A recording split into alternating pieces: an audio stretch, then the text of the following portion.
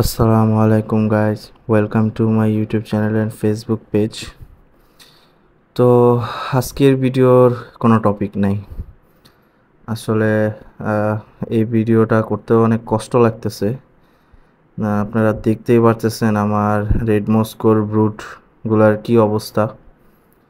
একটু অসতর্কতার কারণে আমার ম্যাক্সিমাম ব্রুট ফিশ রেড মস্কোর সব একটা ব্যাকটেরিয়াজনিত রোগে আক্রান্ত হয়ে গেছে, একটু জাস্ট অসতর্কতার কারণে। এই ভিডিওটা 3-4 দিন আগেরও করা, দেখতেই পারতেছেন যে মাছগুলা কত অ্যাক্টিভ ছিল। ইভেন প্রত্যেকটা মাছ লোডেড ছিল, ফিমেলগুলা এবং মেলগুলো আপনারা দেখতে পারতেছেন কি পরিমাণ অ্যাক্টিভ ছিল। এবং এগুলা আমার সিলেক্টিভ ব্রিড করা ছিল, একদম মেলগুলার সব রেডিয়ার ছিল, কালার কোয়ালিটি তারপরে গ্রোথ কোয়ালিটি সব একদম টপ ক্লাস ছিল। এবং আমি ভাবছিলাম আমার রেড মস্কোর যে নেক্সট আপডেট জেনারেশনগুলো সব এখান থেকে উঠাবো যেন ব্রিড ভালো আসে, কিন্তু একটু অসতর্কতার কারণে আমার এই পুরা সবগুলা ব্রুডিং পেয়ারের এই অবস্থা হয়ে গেছে। দেখতেই পারতেছেন আমার মেলটা একদম, মানে আমার ফিমেলগুলা সবই ঠিক আছে, কিন্তু আমার প্রত্যেকটা মেল এই ব্যাকটেরিয়াজনিত রোগে আক্রান্ত হয়ে গেছে। রোগটা কেমন রোগ? মেল সবগুলার লেজ একদম চিকন হয়ে গেছে এবং এগুলো সুইম করতে পারতেছে না ভালো মতো। দেখতে পারতেছেন আপনি মেলগুলো সব উপরে আইসা ভাইসা আছে, জাস্ট কোনো রকম সাপোর্ট নিতেছে। একদম সবগুলা মেল আমার এই অবস্থা।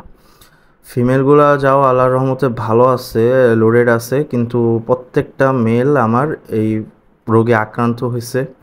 এবং এখান থেকে আমার কিছু অর্ডারেরও ছিল, বাট আমার এই রোগের কারণে আমি ডেলিভারি দিতে পারি নাই। আসলে আমি খেয়াল করি নাই, এটা পুরোপুরি আমার অযত্নের কারণ। আমি ব্রিডিং বক্সে দিয়ে রাখছিলাম ব্রিড করাবো দেখি, কিন্তু জাস্ট একটু অসতর্কতার কারণে আমি রেগুলার যদি খেয়াল করতে পারতাম তবে আমার ম্যাক্সিমাম ব্রুড ফিমেল হোক মেল হোক সবগুলোই আমার টেক কেয়ার থাকতো।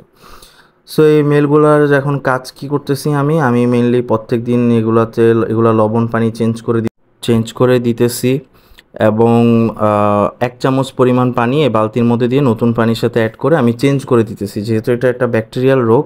মেনলি মাছগুলার স্কিন ডিজিজেস হয়েছে। সো লবণ পানি যদি রেগুলার চেঞ্জ করি এবং লবণ পানিতে রাখি, আমার বিশ্বাস মাছগুলো আবার রিকভারি করবে। এবং কিছু কিছু মেল অলরেডি রিকভারি হইতেছে, এখন বাকি দেখা যাক, আল্লাহ ভরসা। সবাই দোয়া করেন। কিন্তু আমার একটাই গাইডলাইন, যারা আপনারা মাছ পালেন ট্রাই করবেন আপনাদের ট্যাঙ্কগুলো প্রতিদিন দেখা, ভিজিট করা এবং মাছগুলার কি কোনো রোগ বালাই হচ্ছে কি না বা মাছগুলার কি অবস্থা এগুলো কাইন্ডলি চেক করা।